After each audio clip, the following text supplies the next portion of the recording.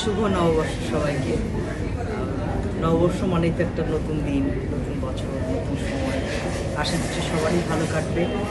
যদিও আজকে একটু মনে হচ্ছে যে তেলের সংকটের কারণে আমরা এখনও টেলিভিশনের আয়োজন শুরু করতে পারিনি। তো দেশের এই অবস্থায় যেন আমরা সবাই আজকের দিনে স্পেশালি সবাই প্রার্থনা করি যেন এই সংকটগুলো আমাদের কেটে যায়। আজকের দিনে এটাই আমাদের সবচেয়ে বড় প্রার্থনা। আর টেলিভিশনের যে আয়োজন করেন বশির ভাই, এটা খুবই ভালো লাগে, কারণ শিল্পীদের সঙ্গে দেখা হয়, কথা হয়, দেখা হয়, এটা একটু ভিন্ন রকম আনন্দ। এই জন্য টেলিভিশনকে আসলে ধন্যবাদ দিই যে উনি প্রতি বছরই এরকম আয়োজন করেন। ধন্যবাদ। আচ্ছা, ছোটবেলায় কখনো শোভাযাত্রায় অংশগ্রহণ করতেন কিনা? আমি শোভাযাত্রায় অংশগ্রহণ করেছি, গত বছরে যাইনি, এবছরও যাইনি। কারণ হচ্ছে যে এখন তো একটু বয়স হয়েছে, ওরকম হাঁটতে পারি না। তবে এবার ইচ্ছে ছিল যাওয়ার, কারণ আগামী কবে যে আবার শোভাযাত্রা বন্ধ হয়ে যায় সেরকম একটা সংকট ভয় কাজ করছে ভেতরে, কিন্তু যেতে পারিনি। তাও আচ্ছা, শোভাযাত্রায় যে যাননি, বিষয়টা কেমন মিস করছেন?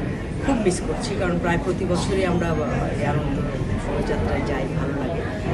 মিস করছি। ছোটবেলার এমন কিছু আছে যেটা এখন করা হয় না, কিন্তু সেটা করতে পারলে হয়তো ভালো লাগতো।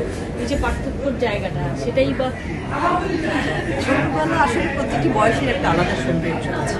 তখন যা করতাম এই বয়সে সেটা আমি করতে পারছি না, কিন্তু আমি আমার প্রতিটি বয়সকে আমি এনজয় করি। তখন হয়তো একটু অন্যভাবে করতাম, এখন একটু অন্যভাবে করছি। এখন যে এনজয়টা হয় যে যারা কাজ করি আমরা একসঙ্গে মিডিয়াতে, তার সাথে সবার সাথে কথা হয়, দেখা হয়, একসঙ্গে খাওয়া দাওয়া হয়, এটা একটা অন্যরকম আনন্দ। সুখ দুঃখের কথা বিনিময় হয়, নাতিদের ছবি দেখানো হয়, কে নাতির ছবি দেখাচ্ছি, কেউ নাতনির ছবি দেখাচ্ছি, তারা কেমন আছে, কোথায় আছে, এগুলো নিয়ে কথা হয়। তো এটা একটা অন্যরকম আনন্দ। আমি আসলে প্রত্যেকটা বয়সকে এনজয় করেছি, শুরু থেকে একদম করছি।